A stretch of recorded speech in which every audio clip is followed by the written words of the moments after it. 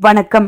ஐயா சு. வெங்கடேசன் அவர்கள் எழுதிய வீரயுக நாயகன் வேல்பாரி பகுதி 86. நாகரவண்டினை கொத்திக் கொண்டு வந்துவிட்டேன் என்று சொல்லி மகிழ்வின் உச்சத்தை வெளிப்படுத்தினார் குலசேகர பாண்டியன். யவனத்தேரலை குடித்து கொண்டே அவர் கூறுவதை மகிழ்ந்து கேட்டனர் செங்கணச் சோழனும் உதியஞ்சேரலும். குடியில் ஒருவரை ஒருவர் விஞ்சினர். போர்ச்சூழலில் அளவின்றி குடிப்பதை தவிர்க்க வேண்டும் எனச் சொல்வதற்கு தொடர்ந்து முயன்றார் முசுகுந்தர். ஆனால் அதற்கான வாய்ப்பே அமையவில்லை.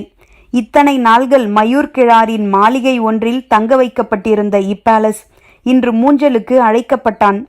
இந்த விருந்தில் அவனும் பங்கெடுத்தான்.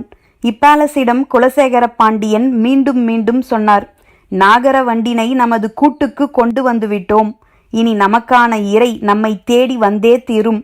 மூவரும் இணைந்து வளைத்து வளைத்து வேட்டையாடுவோம். கருங்கைவாணனுக்கு உடனடியாக மருத்துவ உதவி தேவைப்பட்டதால் அவன் விருந்தில் பங்கெடுக்கவில்லை. மருத்துவர்களின் கூடாரத்தில் இருந்தான். நீண்ட காலத்துக்கு பிறகு இன்றைக்குத்தான் அவனது வீரத்தை அவையில் புகழ்ந்து பேசினார் குலசேகர பாண்டியன். பேரரசர் அவன் மீது வைத்திருந்த நம்பிக்கை வைப்பூர் தாக்குதலால் சிதைந்துவிட்டது. அதை எப்படியாவது மீட்க வேண்டும் என பேருறுதியோடு செயல்பட்டு வந்தான் கருங்கைவாணன். ஆனால் இன்று அந்த உறுதி தளர்ந்தது. திட்டமிட்டபடி நீலனை சிறையெடுத்து வந்துவிட்டான். ஆனால் நேற்று இரவு நடந்த தாக்குதல் அவன் வாழ்வில் இதுவரை காணாத ஒன்று. சின்னஞ்சிறிய கூட்டம் ஒன்று வேந்தர் பெரும்படையை முழு முற்றாக அழித்தது. மாவீரர்களான திதியனும் துடிச்சாத்தனும் கொல்லப்பட்டனர். பங்கெடுத்த வீரர்களில் 10 பங்கு வீரர்கள் மட்டுமே உயிரோடு மீண்டுள்ளனர். அவர்களில் பாதிப்பேர் போர்க்களம் புக நீண்ட காலமாகும். இருமுறை மயிரிழையில் உயிர் தப்பினான் கருங்கைவாணன். இவையெல்லாம் பரம்பு வீரர்களின் திறனை வெளிப்படுத்துவனவாக இருந்தாலும் நெருப்பை பிளந்து கொண்டு அவர்கள் தாக்குதல் தொடுத்த முறை குருதியை உறைய வைப்பதாக இருக்கிறது. நினைக்கும் போதே நடுக்கத்தை ஏற்படுத்துகிறது. இந்த தாக்குதலில் தப்பித்த ஒவ்வொருவனும் இனி இதைத்தான் பேசுவான். பரம்பு வீரர்களின் கற்பனைக்கு எட்டாத வீரமும் ஆற்றலும் அடுத்து வரும் நாள்களில் வேந்தர் படை முழுவதும் பரவிவிடும். எதிரி படையினர் நம்மை போன்ற மனிதர்கள்தான் என்பது மாறி அவர்கள் பேராற்றல் கொண்டவர்கள் என ஆழ்மனம் நம்பிவிடும். நீரை நிலம் விழுங்குவதைப் போல தனது வீரத்தை தானே விழுங்கி வற்றச் செய்யும் வேலையை மனம் நமக்கு தெரியாமலேயே செய்து கொண்டிருக்கும். இதை எப்படி மாற்றப்போகிறோம்? அவர்களை வீழ்த்தும் வலிமை நமக்கு இருக்கிறது என்பதை படைவீரர்களின் எண்ணிக்கையால் மட்டுமே உருவாக்கிவிட முடியாது. 600 வீரர்கள் கொண்ட படைப்பிரிவை அந்த சின்னஞ்சிறிய கூட்டம் அழித்து முடிக்க அதிக நேரமாகவில்லை. அப்படியென்றால் குவிக்கப்பட்டுள்ள இந்த பெரும் படையை அவர்களால் வென்றுவிட முடியும் தானே? கேள்விகள் விடாது மேலெழுந்து கொண்டே இருந்தன. கண்களை சற்று மூடுங்கள், முகம் முழுவதும் பச்சிலை தடவ வேண்டும் என்றார் மருத்துவர். கண்களை மூடினால் நெருப்பை பிளந்து கொண்டு பரம்பு வீரர்கள் வெளிவந்து கொண்டே இருந்தனர். கருங்கைவாணனால் கண்களை மூட முடியவில்லை. சிந்தனையின் வெக்கை இமைகளை சுட்டது. இந்த பெரும் போருக்கு தலைமை ஏற்கும் மகா சாமந்தனாக கருங்கைவாணனை தேர்வு செய்தது எவ்வளவு பொருத்தமானது என உதியஞ்சேரலும் செங்கணச் சோழனும் பாராட்டி பேசினர். போர்க்களத்தில் சிறந்த தளபதியை கொண்டுள்ள மன்னன் நிம்மதியாக படுத்துறங்குவான் என்று சொல்வார்கள் அல்லவா என கேட்டார் முசுகுந்தர். ஆம் ஆம் என வேந்தர்கள் வழிமொழிந்தனர். நிறைந்த மயக்கத்தில் குலசேகர பாண்டியன் இப்பேலஸிடம் சொன்னார், நீங்கள் நாளை புறப்பட்டு மதுரைக்கு சென்று ஓய்வெடுங்கள்.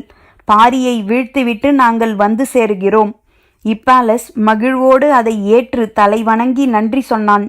மகிழ்வின் உச்சத்திலும் நிலை கொள்ளாத மயக்கத்திலும் கூட பாண்டிய வேந்தர் செயலில் கவனத்தோடு இருப்பார் என்பதை பலமுறை பார்த்து வியந்தவர் முசுகுந்தர். இன்றைய செயலும் அவரை எல்லையற்ற வியப்புக்கு உட்படுத்தியது. குலசேகர பாண்டியரை யாராலும் கணித்துவிட முடியாது. எந்த சொல் கொண்டு செயலின் திசையை எந்த பக்கம் திருப்புவார் என்பதை இத்தனை ஆண்டுகளாக உடனிருக்கும் தன்னாலேயே புரிந்து கொள்ள முடியவில்லையே. உதியஞ்சேரலும் செங்கணச் சோழனுமா புரிந்து கொள்ளப் போகின்றனர் என்று எண்ணியபடி இப்பேலஸை அனுப்பி வைக்கும் வேலையில் ஈடுபட்டார் முசுகுந்தர். நள்ளிரவுக்கு பிறகும் வெகு நேரம் விருந்து நீண்டது. மறுநாள் பொழுது விடிந்த பிறகு நாகக்கரட்டிலிருந்து தனித்த தேர் ஒன்று கீழிறங்கியது. கருநிறத்தாலான பெரும் போர்வையை உடல் முழுவதும் சுற்றி தேரின் வலதுபுற கைக்கட்டையை பிடித்தபடி வந்து கொண்டிருந்தார் கபிலர். வேந்தர்களின் படையணியை நோக்கி கீழிறங்கி வந்தது தேர். உடலின் அத்துணை உறுப்புகளும் செயலற்றதைப் போல உணர்ந்த நாள் இது. உயிர் துடிப்பற்று இருந்தன அவருடைய கண்கள். ஆனாலும் தன்னுடைய கடமையை செய்ய வேண்டும் என்பதில் அவரது உள்ளம் தெளிவோடு இருந்தது. தேர் வேந்தர்களின் படையணிக்கு அருகில் வந்து நின்றது. வீரன் ஒருவன் தேருக்கு அருகில் வந்து செய்தி என்ன என்று கேட்டான். கபிலர் வந்திருக்கிறேன் என்று வேந்தர்களிடம் சொல் என்றார். சரி என கூறிய அவன் செய்தியை சொல்ல மூஞ்சலை நோக்கி குதிரையில் விரைந்தான். நள்ளிரவுக்கு பிறகும் விருந்து நீண்டதால் வேந்தர்கள் யாரும் எழுந்திருக்கவில்லை. மூஞ்சலின் வாசலிலேயே அந்த வீரன் நின்றிருந்தான். நெடும் பொழுது கடந்தது. கபிலரின் தேர் அசைவற்று நின்றிருந்தது. அனுமதிக்காக காத்திருக்கும் நீண்ட பொழுதை கபிலர் முதன்முறையாக சந்தித்து கொண்டிருந்தார். மனம் கொந்தளிப்பிலேயே இருந்தது. தேரோட்டி வந்த வீரன் இடது பக்க கட்டையில் தொங்கிக் கொண்டிருக்கும் மூங்கில் குடுவையில் உள்ள நீர் ஆகாரத்தை கபிலருக்கு தருவோம் என நினைத்து திரும்பினான். எக்காரணம் கொண்டும் திரும்பாதே, அழைப்பு வருகிறதா என்று மட்டும் பார் என்றார். கபிலரின் திடமான குரல் கேட்டு சற்றே அதிர்ச்சியானான் வீரன். இரளிமேட்டிலிருந்து பாரி கபிலரை பார்த்து கொண்டே இருப்பான். இவ்வளவு பொழுது அவர் நிற்க வைக்கப்பட்டதை அவனால் தாங்கிக் கொள்ள முடியாது. உடனே திரும்பி வாருங்கள் என்று சொல்லிவிடக்கூடும். எனவேதான் எப்பக்கமும் திரும்பாதே என்று கபிலர் வீரனை கடிந்து கூறினார். பொழுது நண்பகலை கடந்தது. தேர் தனது இடம் விட்டு நகராமல் நின்று கொண்டே இருந்தது. அனுமதி கேட்கச் சென்றவன் வந்து சேர்ந்தான். கபிலரின் தேர் படையணிக்குள் அனுமதிக்கப்பட்டது. குதிரை வீரன் வழிகாட்டி முன் சென்றான்.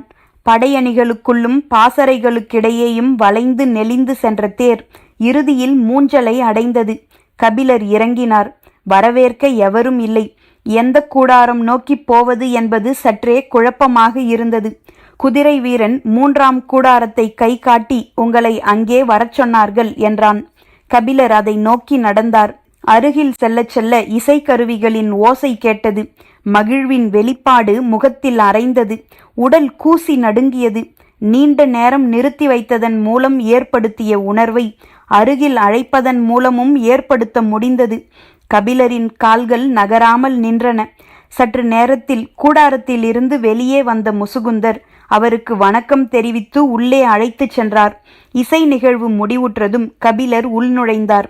வேந்தர்கள் மகிழ்வோடு வீற்றிருந்தனர். பெரும்புலவரை வழக்கத்தை விட பேரோசையை வெளிப்படுத்தி வரவேற்றார் குலசேகர பாண்டியன். வரவேற்க ஆள்கள் இல்லாத போது என்ன உணர்வை ஏற்படுத்த முடிந்ததோ அதே உணர்வை வரவேற்கும் போதும் ஏற்படுத்த முடிந்தது. அவையை வணங்கினார் கபிலர். என்ன புலவரே, நண்பகலில் இவ்வளவு பெரிய போர்வையை போர்த்தி கொண்டு வந்திருக்கிறீர், உடல் நடுங்குகிறதா எனக் கேட்டார் சோழவேலன். தோழனின் நடுக்கத்தை பெரும்புலவர் தானும் உணர்கிறாரோ எனக் கேட்டான் உதியஞ்சேரல். மனிதனுக்குள் அவமானத்தை துளையிட்டு உள்நுழைக்கிற கருவி சொற்களின்றி வேறில்லை. கன நேரத்தில் உடல் நடுங்கியது. சூம்பிப் போயிருந்த வலது கால் நடுவிரல் உள்ளிழுத்தது. பின்னங்கால் நரம்பு இழுக்க தடுமாறுவது போல் இருந்தது. கண்களை மூடி உடலையும் மனதையும் திடப்படுத்தி கொண்டார். தனக்கான சொற்கள் எதுவும் தன்னிடம் வரக்கூடாது என நினைத்தார். நீலனை பார்க்கும் வரை சொல்லேந்த கூடாது என்ற முடிவோடு இருந்தார். பெரும்புலவர் நம்மை பார்க்க வரவில்லை, நீலனை பார்க்கவே வந்துள்ளார்.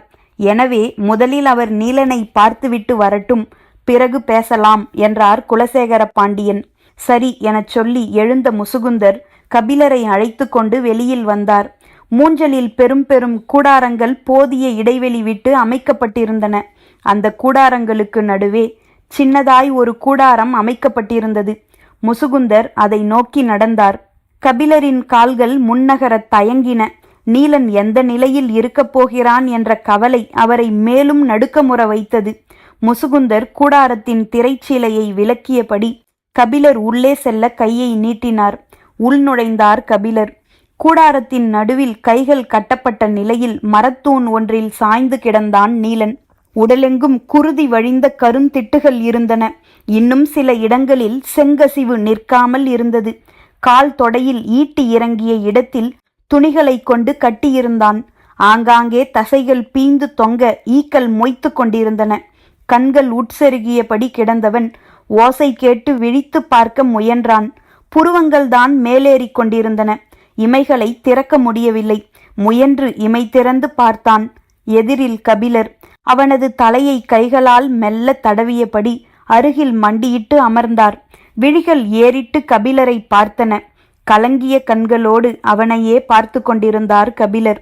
அவரின் கண்கள் அவனது காயங்களை தேடி தேடி நகர்ந்தன. எதிரியின் கூடாரத்தில் கட்டுண்டு கிடக்கும் மாவீரனிடம் நம்பிக்கையூட்டும்படி பேச கபிலரால் முடியும். ஆனால் நீலனை பல நேரங்களில் தன் மகனைப் போல உணர்ந்தவர் அவர். அவரது மனம் உணர்வுகளின் கொதிகலனாக இருந்தது. கண்களில் நீர் பெருகிக் கொண்டே இருந்தது. அவனது காயங்களினூடே கைகள் நகர்ந்தபடி இருந்தன. அவரை நீலனால் முழுமையாக உணர முடிந்தது. மெல்ல அவன் பேசத் தொடங்கினான். உங்களை சந்தித்த முதல் நாள் நான் என்ன சொன்னேன் என்பது நினைவிருக்கிறதா? தனது உடல் நடுக்கத்தை வெளிக்காட்டிக் கொள்ளக்கூடாது என முயன்று கொண்டிருந்த கபிலருக்கு நீலன் எதை கேட்கிறான் என்பது புரியவில்லை. சிந்தித்து பார்த்தார். அவன் கேட்பது நினைவுக்கு புலனாகவில்லை. நீலன் சொன்னான், வேட்டுவன் பாறைக்கு நீங்கள் வந்த அன்று சொன்னேன், வீரனின் வாழ்வு மிக குறுகியது. பரம்பு நாட்டுக்கு நாற்புறமும் எதிரிகள். எப்போது போர் மூலும் என தெரியாது. போர்க்களத்தில் நான் சாயும் போது எனது ஈட்டியை இறுகப் பற்றி முன்னேற என் மகன் வந்து நிற்க வேண்டும் என்று. கண்களை அகலத் திறந்தபடி கேட்டுக்கொண்டிருந்தார் கபிலர். நான் எனது வார்த்தையை காப்பாற்றிவிட்டேன். இன்னும் சில நாள்களேயானாலும் நான் மரணிப்பதற்குள் மயிலா வீரமகவை ஈன்றெடுப்பாள் என்றான் நீலன். கலங்கியபடி கூறினார் கபிலர். நீ மாவீரன். போரிடும் முன்பே வாகைப்பூ ஏந்தி வந்த உன்னை மரணம் எப்படி அணுகும்? மயிலாவுக்காக குமரி வாகையை பறித்து போனது நினைவுக்கு வந்தது. ஆதினி இதை சொல்லித்தான் மயிலாவை ஆற்றுப்படுத்தி இருப்பாள் என தோன்றியது. கொற்றவை உனக்கு வெற்றி வாகையை தந்து அனுப்பியுள்ளாள். அதனால்தான் உனது வீரத்தை இன்று பரம்பே பேசுகிறது என்றார் கபிலர். தொடர்ந்து பேச முயன்றான் நீலன். ஆனால் அது அவ்வளவு எளிதாக இல்லை. முயன்று சொன்னான். என்னை விட பெரும் வீரத்தை வெளிப்படுத்தியவர்கள் சோமக்கிழவனும் கொற்றனும் தான். கிழவனும் சிறுவனும் எண்ணிலடங்காத எதிரிகளை அழித்தொழித்தார்கள் என்றவன் சற்றே இளைப்பாரி, காலம்பனிடம் மன்னிப்பு கேட்டதாகச் சொல்லுங்கள். கொற்றனை நான் காக்க தவறிவிட்டேன். சொல்லும்போது உடைந்து கலங்கினான் நீலன். இல்லை, உரிய நேரத்தில் உதவ முடியாததற்காக உன்னிடம் மன்னிப்பு கேட்கச் சொல்லி பாரி கூறினான். என்ன பேசுகிறார்கள் என அருகில் நின்று கேட்டுக்கொண்டிருந்தார் முசுகுந்தர். நீலனின் மீது மொய்த்து கொண்டிருந்த ஈக்களை விரட்டியபடி தான் போர்த்தியிருந்த போர்வையை எடுத்து உதறாமல் அவன் மீது இறுகச் சுற்றி போர்த்தினார் கபிலர். அவனது காலிலே குருதி வடிய தொங்கிக் கொண்டிருந்த மேலாடையின் சிறு பகுதியை கிழித்து எடுத்தார். கபிலர் என்ன செய்கிறார் என முசுகுந்தருக்கு விளங்கவில்லை. கிழித்து எடுத்த அந்த சிறு துணியை கை விரல்களில் சுருட்டியபடியே சொன்னார். வரும் முழுநிலா நாளில் கொற்றவைக்கு குருதியாட்டு விழா. கூத்துத்திடலில் திரி போட வேண்டுமல்லவா என்றார். நீலன் அவரை உற்று பார்த்தான். பாரிதான் எடுத்து வரச் சொன்னான் என்று சொல்லியபடியே துணியை சுருட்டி முடித்தார். நீலனுக்கு விளங்கியது. போர் முடிவுற்றவுடன் நடப்பதுதான் குருதியாட்டு விழா. முழு நிலவுக்கு இன்னும் 12 நாள்கள் உள்ளன. அதற்குள் எதிரிகளை வென்று முடிப்பேன் எனச் சொல்லி அனுப்பியுள்ளான். அது மட்டுமன்று, போரிலே தமது குருதி படிந்த ஆடை கொண்டே கொற்றவைக்கு விளக்கேற்ற திரி போடுவர். நீலனின் குருதி படிந்த மேல் துணியை எடுத்து வரச் சொன்னதற்கு காரணம், குருதியாட்டு விழாவுக்கு நீலன் திரி போட வந்து சேருவான் என்பதே. நீலனிடம் சொல்ல வேண்டிய எல்லா செய்திகளையும் சொல்லி முடித்தார் கபிலர். 12 நாள்களில் எதிரிகளை வென்று உன்னை மீட்பேன் என்று பாரி சொன்னதாக கபிலர் சொன்ன எதுவும் முசுகுந்தருக்கு புரியவில்லை. சரி, புறப்படலாம் என முசுகுந்தரை பார்த்து சொல்லியபடி நீலனிடமிருந்து எழுந்தார் கபிலர். மகிழ்வின் ஒளியேறிய முகத்தோடு அவரை பார்த்தான் நீலன். அந்த பார்வை விளங்கிக் கொள்ள முடியாத ஆழத்தோடு இருந்தது. விடை பெற்று கூடாரத்துக்கு வெளியில் வந்தார் கபிலர். சிறிது தொலைவு கடந்ததும் முசுகுந்தர் கேட்டார். அவன் மீது அளவு கடந்த அன்பு கொண்டுள்ளீர்களே? ஆம் என்று தலையை மட்டும் ஆட்டினார் கபிலர். நீங்கள் போர்த்தியிருந்த போர்வையை அவனுக்கு ஏன் போர்த்தினீர்கள்? மேலெல்லாம் ஈக்கள் மொய்க்கின்றனவே, அதிலிருந்தாவது அவனை காப்போம் என்றுதான். நீங்கள் நினைத்தால் அவனையே காப்பாற்றலாம். சற்றே நடையின் வேகத்தை குறைத்த கபிலர் முசுகுந்தரை பார்த்தார். மூவேந்தர்களுக்கு உதவுவதாக வாக்களியுங்கள். உங்களின் தேரிலேயே அவனை அனுப்பி வைக்க ஏற்பாடு செய்கிறேன். சிரித்தார் கபிலர். மேகம் எப்படி காற்றுக்கு எதிராக பயணிக்கும்? நீலனின் மீது உங்களுக்கு இருப்பது உண்மையான அன்பென்றால் வீசும் காற்று ஒரு பொருட்டன்று. அன்பின் உண்மைத்தன்மையை உங்களால் கண்டறிய முடியுமா முசுகுந்தரே? நிச்சயம் முடியும். கபிலரை எத்தனையோ ஆண்டுகளாக அறிந்தவன் நான். எளிய உணர்ச்சிகளுக்கு இடம் கொடுக்காத பேரறிஞர். ஆனால் இன்று அவனோடு பேசும்போது உங்களின் கண்கள் எத்தனை முறை பெருக்கெடுத்தன என்பதை கவனித்தேன். கபிலர்தானா இவர் என்று உங்களின் மீதே எனக்கே ஐயம் வரும் அளவுக்கு இருந்தது அவன் மீது நீங்கள் கொண்டுள்ள அன்பு. அவன் உங்களுக்கு எவ்வளவு முக்கியமானவன் என்று புரிந்து கொண்டேன். அதனால்தான் சொல்கிறேன், உங்களால் அவனை காப்பாற்ற முடியும். அவனது துன்பங்கள் கண்டு என்னை அறியாமல் கண்ணீர் சிந்தினேன். ஆனால் எனது துன்பத்தை பாரி அறிய நேர்ந்தால் குருதி சிந்துவான். முசுகுந்தர் சற்றே அதிர்ச்சியோடு கபிலரை பார்த்தார். கபிலர் சொன்னார், ஒருவேளை காற்றை எதிர்த்து கூட மேகம் பயணிக்கலாம். ஆனால் வானத்தை விட்டு விலகிச் செல்ல கதிரவனுக்கு வழியேதுமில்லை. முசுகுந்தர் பேச்சின்றி அமைதியானார். பெரும் புலவரை வசப்படுத்துதல் எளிதன்று என அவருக்கு தெரியும். ஆனாலும் கண் கலங்கியதை பார்த்து கல்லெறியலாம் என முயன்றார். எதுவும் நடக்கவில்லை. இருவரும் வேந்தர்களின் கூடாரத்துக்குள் நுழைந்தனர். அவருக்கான இருக்கையில் அமரும் வரை கூட காத்திருக்க ஆயத்தமாயில்லை. வந்தவுடன் சோழவேளன் கேட்டார், என்ன கபிலரே, இதை எதிர்பார்த்திருக்க மாட்டீரே? இருக்கையில் அமர்ந்து கொண்டே கபிலர் சொன்னார், ஆம், பெருவேந்தர்கள் மூவரும் கோழையின் செயலை செய்வார்கள் என எப்படி எதிர்பார்க்க முடியும்? அதிர்ந்தது அவை.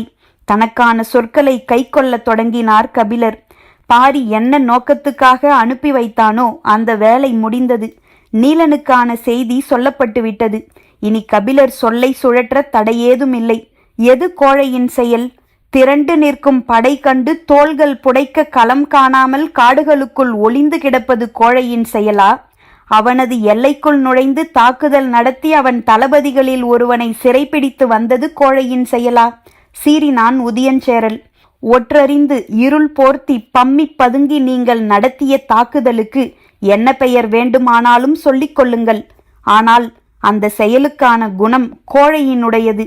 ஒற்றறிவதோ, இருள் போர்த்தி நகர்வதோ, பதுங்கி பாய்வதோ போரின் பகுதியென்று நீங்கள் அறியாதவர் அல்லர். பாரியுடனான நட்பு போர் நியதியை மறந்தவராக உங்களை மாற்றியுள்ளது. நியதிகளையும் மரபுகளையும் அறியாதவர்களின் பட்டியலில் என்னை சேர்க்கும் அளவுக்கு போருக்கான மனநிலையில் மூழ்கிவிட்டீர்கள்.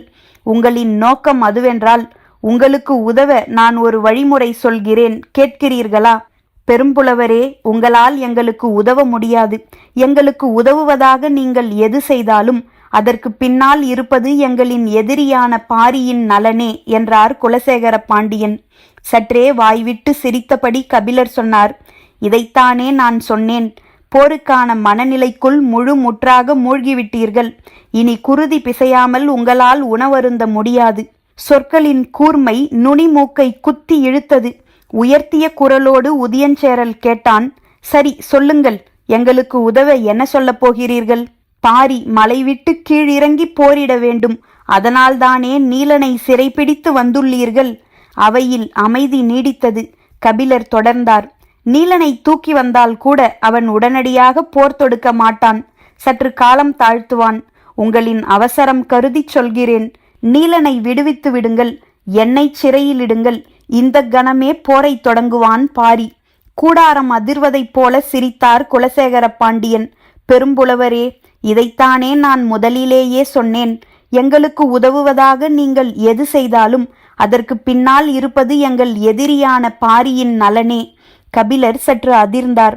தமிழ் நிலத்தின் பெரும்புலவரை மூவேந்தர்கள் சிறைப்பிடித்தனர் என்ற அவப்பெயர் எங்களுக்கு நேர வேண்டும்.